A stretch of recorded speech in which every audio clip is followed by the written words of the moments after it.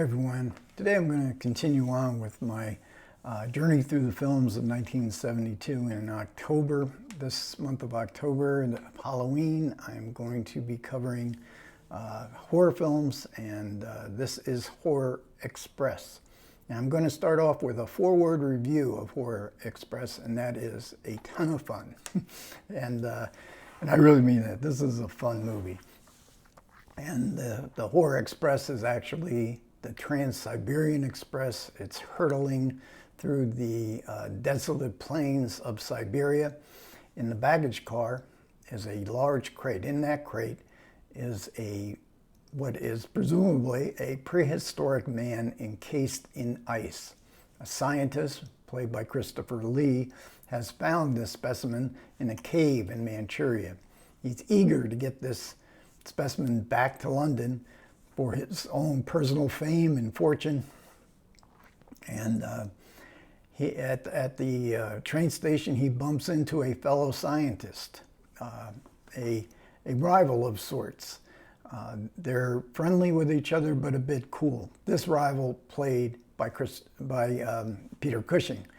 And certainly one of the joys of this film is seeing Christopher Lee and Peter Cushing interact together throughout the whole film, and they become friends and compadres as they face the dilemma of a monster on board a train in which all the passengers' lives are in mortal danger.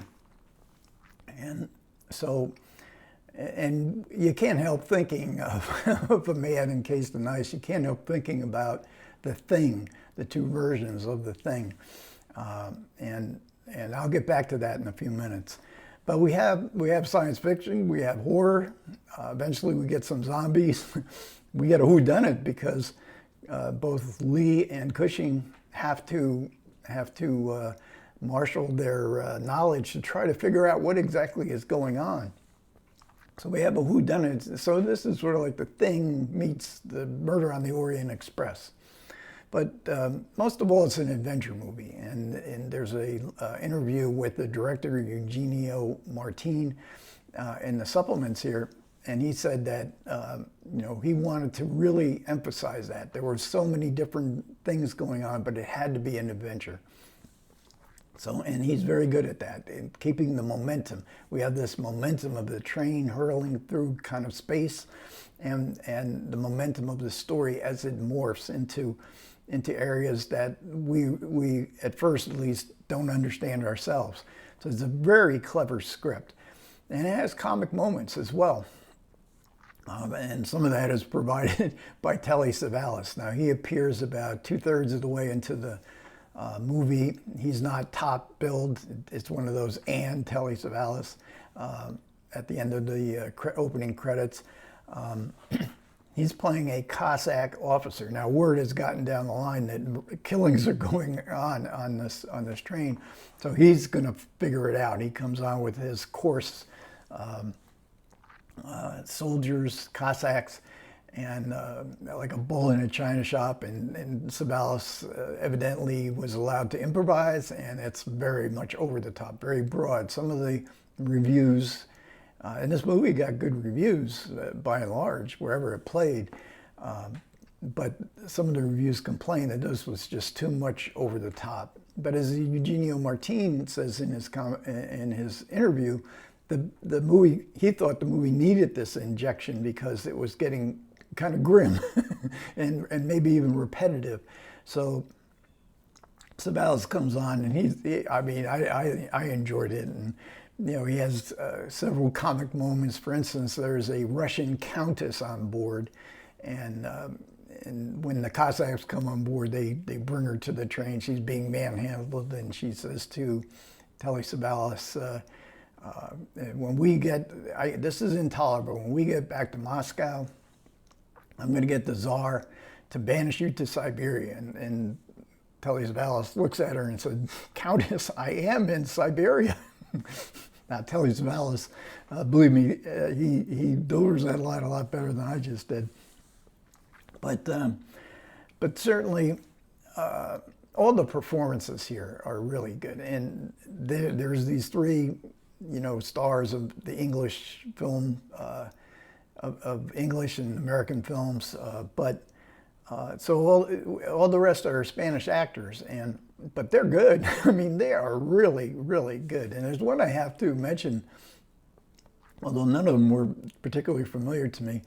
The Countess travels along with her mad monk, her spiritual counselor of sorts, but he's a Rasputin type. He's played by Alberto de Mendoza. And that's a name that probably nobody, I never heard of him, probably very few out there would have heard of. But I just had to mention his name because he's so good.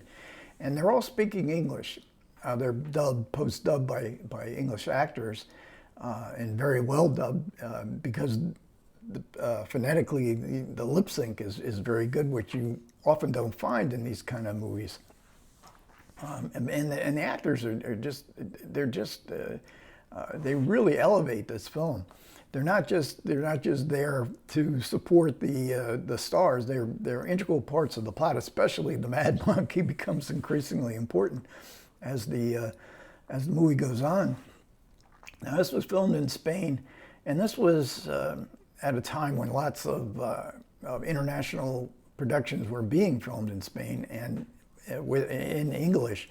And Eugenio Martin had filmed a film before in English, and but in his interview he says, "Oh, we had such a great time making it. Everybody was so involved and so dedicated. They all thought they had a really good movie on their hands. Everybody did. The actors, and the technical crew too, had worked on these some of these big productions. For instance, Samuel Bronston, he came to Spain with many big budget to make big budget movies, and he used a lot of these Spanish technicians. So, as Eugenio Martin, now he's called Gene Martin in the credits. He says, this was like making a Hollywood film. They knew the Hollywood style of making films, and they had a terrific script. It was written by a couple of blacklisted writers, and I want to talk a little about the blacklist because I'm always fascinated by the torturous paths that blacklisted producers, writers, directors had to go on during the, they were banished from Hollywood. What could they do? Where could they find work? In the commentary by Kim Newman and Stephen Jones, Kim Newman says that if there's an auteur of the Horror Express, it's the producer, Bernard Gordon. He too was blacklisted. So these screenwriter friends of his, they were friends of his as part of the blacklist community. Now, in 1972, there was no blacklist left anymore, but many of the blacklisted movie makers still didn't find a very friendly atmosphere for them to go to work, and they had already established themselves in European filmmaking. Now, Bernard Gordon was a writer. And I don't know if this is the first movie he produced, but he had worked after being blacklisted. He worked in Hollywood for a while using fronts. And then he hooked up with a screenwriter producer by the name of Phil Bjorden, and Phil Bjorden is famous for having scores of screenwriting credits that he did not write himself. He had a stable of blacklisted writers who he would give work to. He would get assignments from the studios. He would pay the blacklisted writers under the table.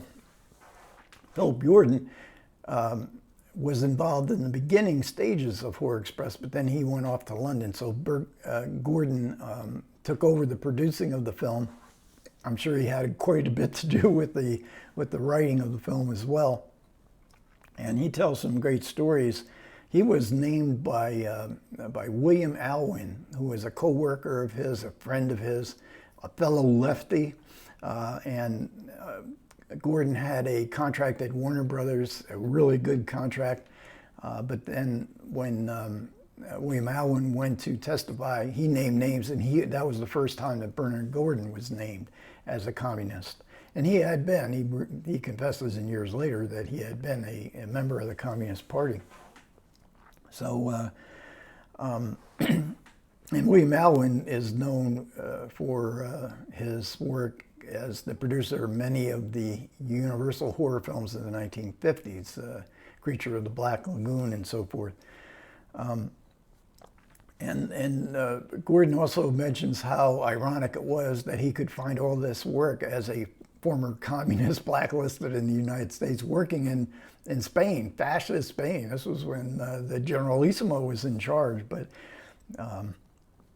and he names the name of the Telly Savalas character is called Kazan, after Elia Kazan, who saved his career by naming names.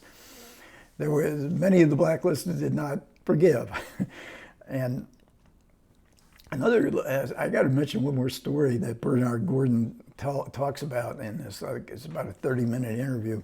When he was still in Hollywood under a friend, he wrote the screenplay to Hellcats of the Navy. Hellcats of the Navy starred Ronald Reagan, who was an avid proponent of the blacklist. And that was a film famous because that was the only film that Ronald Reagan made with Nancy Davis, who would become Nancy Reagan. And Gordon was told that Hellcats of the Navy, when Reagan became president, that was the movie shown the most in the White House. And Gordon had written a love scene for that film, and he didn't like writing love scenes. That's one of the few real love scenes he ever wrote. And that was the favorite scene for Nancy and Roddy to watch. So when Reagan was president, Gordon comes back to the U.S. and he has this inclination. I'm going to call the White House. I want Reagan to know that I was the one. This communist was the one who wrote his favorite film. He never followed through on that, but he said, I really wanted to visit the White House. And then. Let's get back to The Thing and back to Horror Express specifically, because there was a novella, science fiction novella, published in the 1930s by John W. Campbell called Who Goes There? And it was considered a classic science fiction story. It was the basis of Howard Hawks' The Thing and also John Carpenter's The Thing. It's this, and I haven't read the novella, but it is available, I think, for free and as under the title Frozen Hell for download. But this is reading the synopsis of Who Goes There. This Horror Express is definitely another variation of The Thing. So this is a really good Arrow release. The commentary is very, very entertaining and informative. So I stand by my ton of fun 4-word review, and hopefully I conveyed some of that enthusiasm. Okay, thanks a lot for everybody who listened. I do appreciate it. Comments are always welcome. Take care.